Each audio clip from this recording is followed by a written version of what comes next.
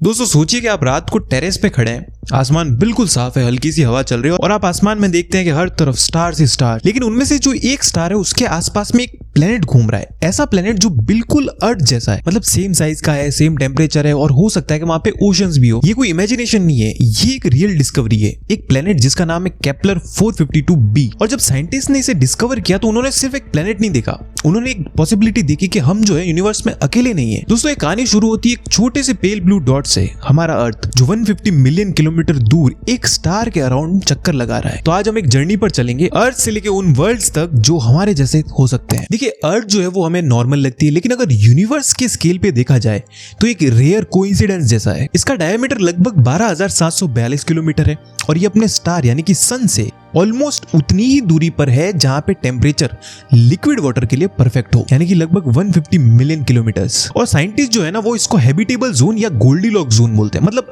यहाँ का जो टेम्परेचर है वो ना ज्यादा गर्म है ना ज्यादा ठंडा है। अगर हमारी अर्थ सन से सिर्फ 5% पास होती तो सारे ओशन जो है वो एवापोरेट हो जाते, और अगर सिर्फ 5% दूर होती तो सारे ओशन जो है वो फ्रीज हो जाते।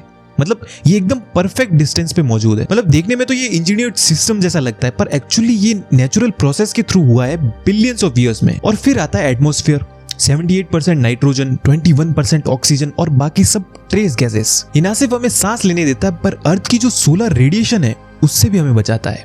और अर्थ की जो मैग्नेटिक फील्ड है ना वो भी एक शील्ड की तरह काम करती है। और सबसे इंपॉर्टेंट टाइम, 4.5 बिलियन ईयर्स में एक सिंपल मॉलिक्यूल से लाइफ इवॉल्व हुई है। मतलब डायनासोर आए और गए, कॉन्टिनेंट शिफ्ट हुए और ह्यूमंस इवॉल्व हुए जो आज यूनिवर्स को समझने की कोशिश कर रहे हैं। मतलब अर्थ जो है वो सिर्फ एक प्लेनेट नहीं है, ये एक बेंचमार्क है, एक मेजरमेंट है जिसे हम दूसरे प्लेनेट से कंपेयर करते हैं। देखिए 20th सेंचुरी में हम सिर्फ गैस कर सकते थे कि सोलर सिस्टम के बाहर कोई प्लेनेट होगा, लेकिन 1992 में एक पहला एक्सो प्लेनेट डिस्कवर हुआ और फिर जैसे कोई रिवॉल्यूशन आ गया। आज के टाइम पे हम 5000 से ज्यादा एक्सो प्लेनेट डिस्कवर कर चुके हैं और ये जो नंबर है ये ग्रेजुअली बढ़ता जा रहा है। कुछ प्लेनेट जो है वो हॉट जुपिटर है यानी कि गैस जाइंट, मतलब अपने स्टार से इतने पास घूमते हैं कि उनका टेम्परेचर बहुत ज्यादा हो जाता है। कुछ का टेम्परेचर तो 1000 डिग्री सेल्सियस से भी ज्यादा है। कुछ तो सुपर अर्थ है यानी कि अर्थ से भी बड़े रॉकी प्लैनेट्स, और कुछ तो बिल्कुल अलग यानी कि लावा वर्ल्ड, ओशन वर्ल्ड, और कुछ तो रोग प्लैनेट जो किसी स्टार के अराउंड में चक्कर नहीं लगाते। लेकिन सबसे फैसिनेटिंग बात यह है कि हमने उन प्लैनेट्स को डायरेक्टली नहीं देखा है,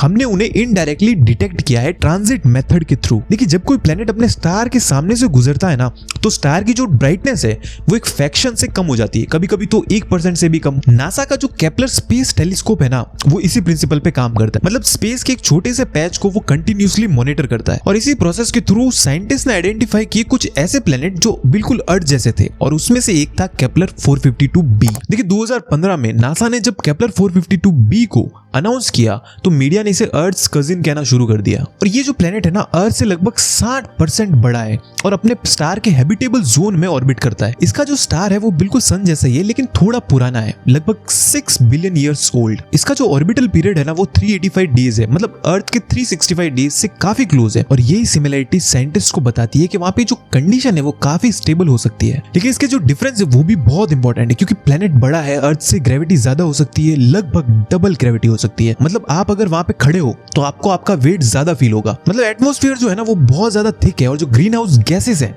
वो बहुत स्ट्रॉन्ग है। मतलब ये भी एक पॉसिबिलिटी कि ये जो प्लेनेट है वो एक सुपर अर्थ ग्रीन हाउस वर्ल्ड हो, यानी कि जहां पे टेम्परेचर अर्थ से भी ज्यादा हो। लेकिन एक और पॉसिबिलिटी ये है कि ये बिलियंस ऑफ ईयर से हैबिटेबल जोन में, यानी कि वहां पे लाइफ को डेवलप होने में ज्यादा टाइम मिला होगा एज कम्पेयर टू अर्थ। और अगर ये सच है तो वहां की जो लाइफ है वो हमसे ज्यादा एडवांस हो सकती है और हो सकती है बिल्कुल एलियन हो। तो एक सवाल उठता है कि यूनिवर्स में लाइफ कॉमन है या अर्थ एक रेयर एक्सीडेंट है। तो साइंटिस्ट क्या करते हैं कि वो इस क्वेश्चन को नंबर के थ्रू समझाने की कोशिश करते हैं। देखिए इस पूरी मिल्की वे गैलेक्सी में लगभग 100 बिलियन स्टार्स है, उसमें से अगर 10% के पास भी प्लैनेट्स हैं तो लगभग 10 बिलियन प्लैनेटरी सिस्टम्स होते हैं, और उनमें से अगर सिर्फ 1% के पास हैबिटेबल प्लैनेट्स हैं तो भी 100 मिलियन अर्थ जैसे प्लैनेट एग्जिस्ट करते हैं। मतलब ये नंबर्स इतने बड़े हैं कि इमेजिनेशन भी एकदम फेल हो जाती है। लेकिन फिर आता है एक पैराडॉक्स जिसे कहते हैं फर्मी पैराडॉक्स। मतलब वो ये कहता है कि अगर इतनी पॉसिबिलिटीज हैं तो हमें कोई सिग्नल क्यों नहीं मिलते, कोई एलियन सिविलाइजेशन जो है वो हमें कांटेक्ट क्यों नहीं करती। हो सकता है कि यूनिवर्स में जो लाइफ है वो रेयर है, हो सकता है कि जो इंटेलिजेंट लाइफ है वो और भी ज्यादा रेयर है, हो सकता है कि वो सिविलाइजेशन स्टेशन जो है वो अपने आप को डिस्ट्रॉय कर देती हो,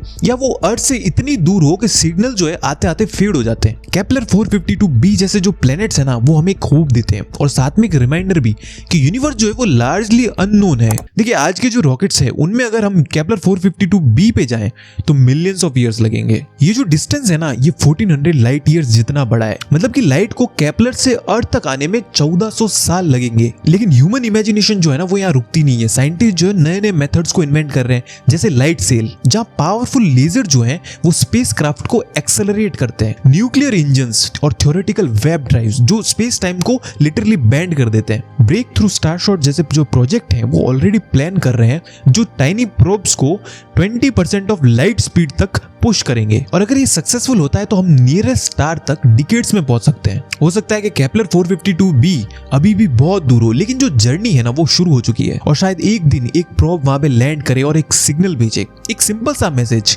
देयर इज लाइफ, या सिर्फ एक साइलेंट अनटच वर्ल्ड हो जो हमें बताए कि यूनिवर्स जो है वो कितना वास्ट और खूबसूरत है।